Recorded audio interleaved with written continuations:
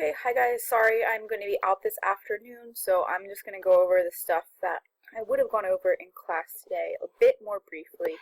You took your reading quiz. Okay, you took your reading quiz already. I'm going to go over the answers to that with you really quickly, just so you know if you got them right or not. So the body's tendency to maintain a constant internal state, that's known as C, homeostasis. The smell of chocolate chip cookies draws you into the kitchen to eat some. I know it says eat some, but eat some. Which theory best explains your motivation? That is going to be C, the incentive theory. 3, the arousal theory of motivation would be most useful for explaining an infant's urge to explore. Remember, once its basic needs are met, then that arousal theory is saying that a child's going to explore, or we're going to do something more than just our basic needs. Okay, it's me. 4, the most basic or lowest level need in Maslow's hierarchy of human motives includes the need for D, food and drink. We'll talk way more about Maslow on Thursday. We'll spend the entire day looking at him and his hierarchy because we'll be applying his ideas to the movie Castaway. That'll be the optional 8A project for this marking period. Hunger controls are located within the brain's A, hypothalamus. We'll talk in a second about the different parts of the hypothalamus. Remember hypo, the llamas. 6, the basal metabolic rate is the body's resting rate of C, energy expenditure. So it said, like, if you have a higher metabolism, you know, you're burning off that energy. It's helpful. And number 7, you guys didn't have number 7 on your quiz, so never mind. Okay, so when we talk about the motivation of hunger,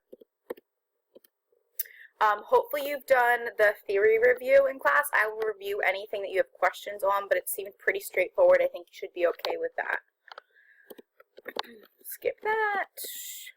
Okay, so the biggest thing you want to realize and hopefully got from your reading last night is that hunger does not come from our stomach. Like, yeah, we have stomach contractions saying, like, you know, like thought of as hunger pangs, but our brain controls that. That's what's happening, okay? And they found this out.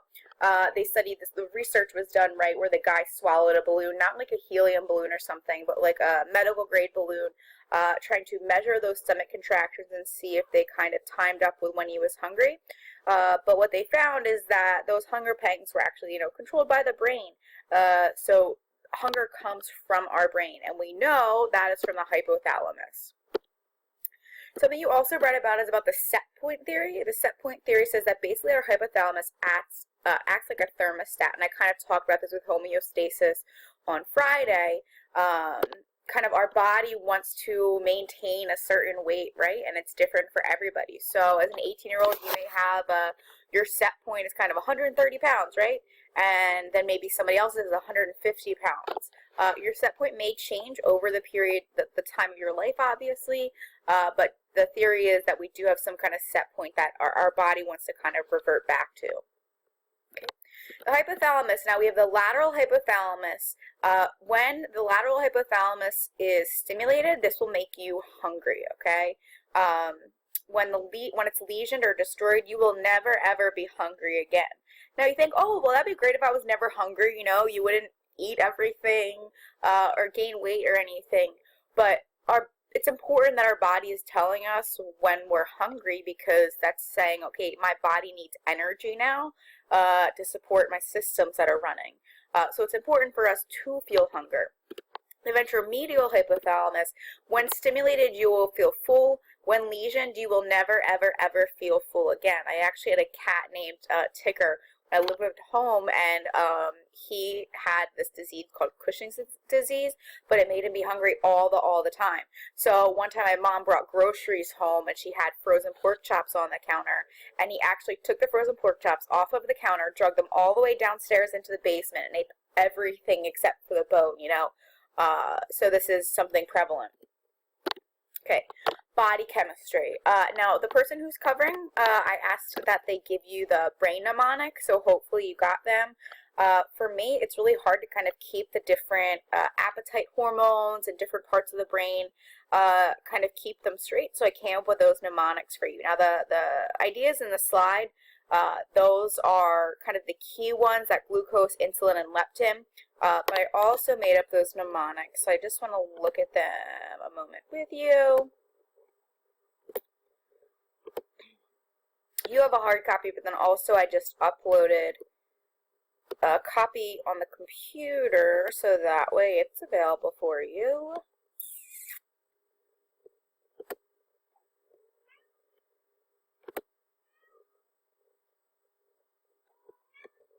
Okay, so I kind of made up these first two having to do with the two different parts of the hypothalamus. The lateral hypothalamus, that brings on hunger. So I drew a ladder that's hungry. He's saying he's going to eat everything. He's chasing to eat the hammer, the screw, and the saw, and that's supposed to be a saw with legs. The ventromedial hypothalamus, when that is stimulated, you stop eating, so it controls that. The ventromedial hypothalamus, I drew a vent, and it's saying, stop eating. You're like whispering through a vent when you're like home alone eating a lot or something. Then the appetite hormones, the AP exam loves for some reason these appetite hormones, so I definitely want to go over them. Some of these mnemonics are better than others. Insulin, if you have diabetes or know somebody who has diabetes, you might be familiar with this. It controls the blood glucose. So my mnemonic is, the pan was serving up some insulin, that says insulin in there, for the glue, you know, because it's for good blood glucose. I know, stretch. Leptin, I didn't come up with this, but somebody in my first period came up with this idea that leptin kind of sounds like Lipton, and green tea is supposed to speed your metabolism. It's like Lipton tea, you know? So this is secreted by fat cells, and when it's abundant, it causes the brain to increase metabolism. So you can think of Lipton tea, green tea is supposed to speed your metabolism. Leptin, this hormone, speeds up your metabolism and decreases hunger. Orexin, then, this is a weird one too. This triggers hunger. So I put the oar, you know, like a boat oar, only had dinner with her ex, orexin, because she was getting hungry. Ghrelin, this is supposed to be a gremlin. It's secreted by an empty stomach, and it sends out I'm hungry signals to the brain. So that's a gremlin saying, feed me, I'm hungry. Obistatin, this is secreted by the stomach, and this sends out I'm full signals to the brain. So yes, your stomach, this is why they say like to wait when you're eating, to feel like for your body to process it, because your stomach has to tell your brain that it's full. So that's, yeah.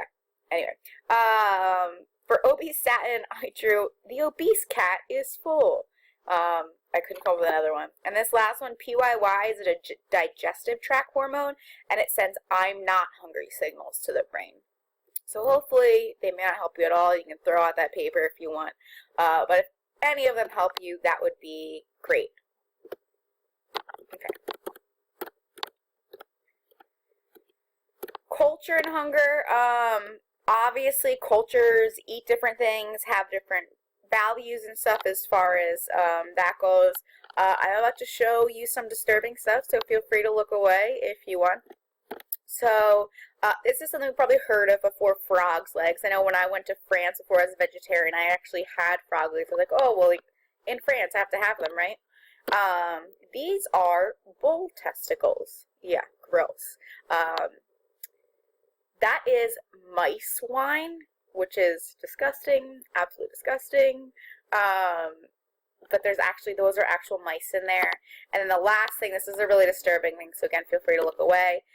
They actually, in some places, you can buy dog in the market. Obviously, that's very disturbing to us, but to people in other countries, that's completely normal. While we would be like, oh, and not be able to eat, they would want to eat, right?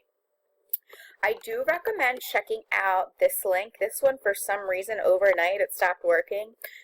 This one right here, I don't believe I'll get sound, or I would play it for you, is a video at a market in Beijing about all the different stuff that they eat on sticks, like starfish, cicadas, snakeskin, sparrow. So it's definitely an interesting thing to take a look at. Your environment can definitely impact your eating, your hunger. This is a picture of a party right up here, right? Think about all the holiday parties when you have like spreads of food out and you keep picking and picking and picking and picking, and like you're in the social environment, so you're more likely to eat. You may be one of those people, if you get depressed or upset, you might eat ice cream or sweets. I know I'm a person that if I'm having a bad day, I'm going to probably eat an entire bag of potato chips because that is pleasing to me. Don't forget about the Garcia effect we learned about in Unit 6, remember one pairing of some kind of nausea or with food. You only need one pairing, and that will give you a long-lasting impact. Okay, obesity, this is when you're severely overweight to the point that it causes health issues. This isn't just you in your mirror saying, oh, I'm so fat. No, this is actual obesity. You're having health issues because of your obesity. Okay.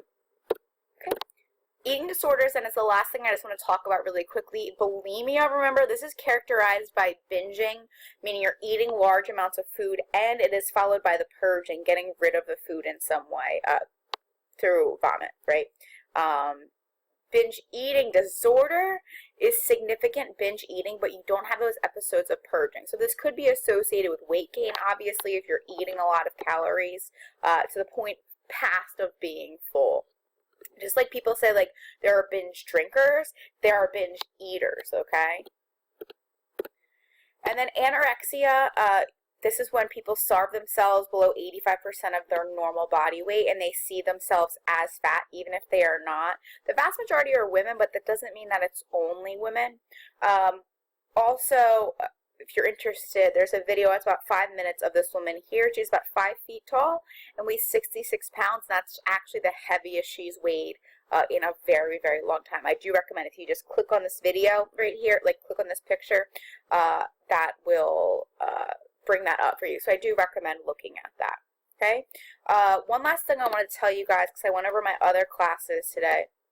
So you don't have any reading due tomorrow. However, you do have reading due Wednesday. So please keep that in mind. Remember, it's 348, not 358 is the page that it starts on, and then you're reading to the end of the section there. Okay, so one thing that I added on Schoology is I did add a midterm review. I'll probably remind you again, but just so you know, this is the midterm study guide, and this is the review PowerPoint. I'm also going to make a video reviewing those things. The midterm is only multiple choice. There is no short answer. Remember, you're not testing on Unit 8, but there will be a large portion of questions on Chapter 8, like way more than Chapter 1 or Chapter 7 or anything like that. You'll have way more on Chapter 8. Otherwise, please message me if you guys have any questions. I'm sorry I can't be there today. Great. Have an awesome day.